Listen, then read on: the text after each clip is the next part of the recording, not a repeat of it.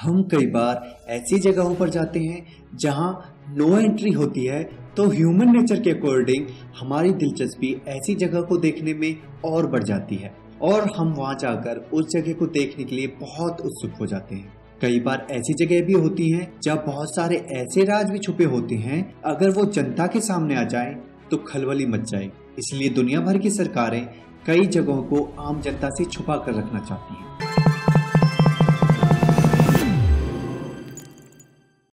दोस्तों, अमेरिकी सरकार ने एरिया 51 को ना ही कभी स्वीकार किया है और ना ही कभी इसके वजूद को इनकार किया है, बल्कि एरिया 51 की बात पर हमेशा चुप्पी साध ली है, जबकि अमेरिका सहित पूरी दुनिया भर के लोगों को इसके बारे में पता है।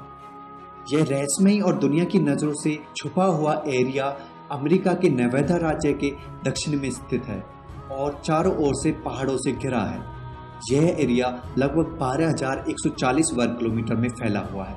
यहाँ अमेरिकी सरकार के अनुसार एयरफोर्स और अमेरिकी फौज अपने अत्याधुनिक प्लेन और वेपन का परीक्षण करती है। यहाँ पर काम करने वाले हर कर्मचारी को खास किस्म के आइडेंटिटी कार्ड दिए गए हैं। यहाँ किसी भी बाहरी आदमी की एंट्री अलाउड नहीं है। इस एरिया में जगह जगह पर नो एंट्री के बोर्ड लगाए गए हैं।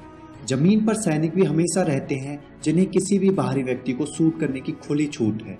इस एरिया को इस हद तक सीक्रेट रखा गया है कि किसी भी पैसेंजर विमान को एरिया 51 के ऊपर से उड़ाने तक की भी परमिशन नहीं है और हेलीकॉप्टरों से भी इस एरिया की पेट्रोलिंग हमेशा होती रहती है।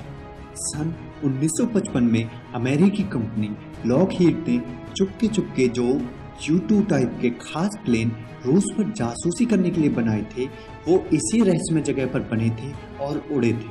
सच पूछो तो एरिया 51 का राज तभी से शुरू हुआ, क्योंकि एक तो अमेरिकी सरकार जासूसी के लिए अपने विमान रूस की सीमा में दाखिल करती थी, ऊपर से इस गैर कानूनी काम के लिए अमेरिकी जनता के पैसे खर्च किए जाते थे। यह काम खुलेआम तो अमेरिकी सरकार कर नहीं सकती थी, इसीलिए उस वक्त से अमेरिकी सरकार ने U-2 टाइप प्लेन का अस्तित्व जनता से गोपनीय रखा और इसी के साथ ही एरिया 51 का अस्तित्व भी गोपनीय ही रखना पड़ा।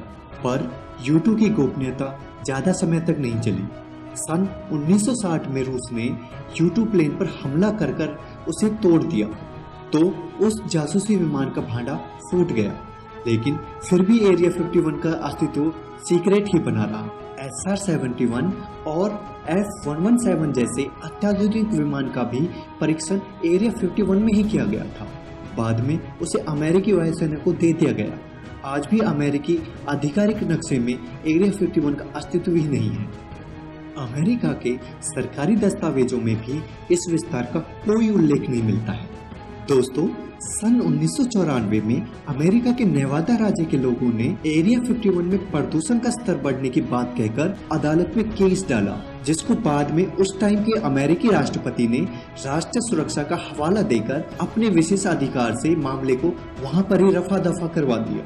दोस्तों, कहा जाता है कि आज के समय में एरिया 51 में टॉप सीक्रेट गैर कानूनी एक्सपेरिमेंट किए जाते हैं और बहुत से लोग तो यह भी कहते हैं कि यहाँ एलियंस का भी आना जाना है और यहाँ एलियंस तथा इंसानों पर प्रयोग कर विचित्र जीवों को बनाने के परीक्षण होते हैं। यहाँ पर लोगों ने एलियंस व कई और विचित्र जीवों के देखे जाने के फोटोज और वीडियोस YouTube सहित अन्य वेबसाइटों पर भी डाले हैं, जो देखने में काफी भयानक और सच लगते हैं। अमेरिकी सरकार ने भी कभी इन फोटोज और वीडियोस का खंडन नहीं किया है। दोस्तों, आपको क्या लगता है इस अमेजिंगली मिस्टीरियस एरिया 51 के बारे में? अपनी राय कमेंट सेक्शन में जरूर दें और ऐसी ही अमेजिंग मिस्ट्रीज के लिए हमारे चैनल को सब्सक्राइब करें और ज्यादा से ज्यादा शेयर करें।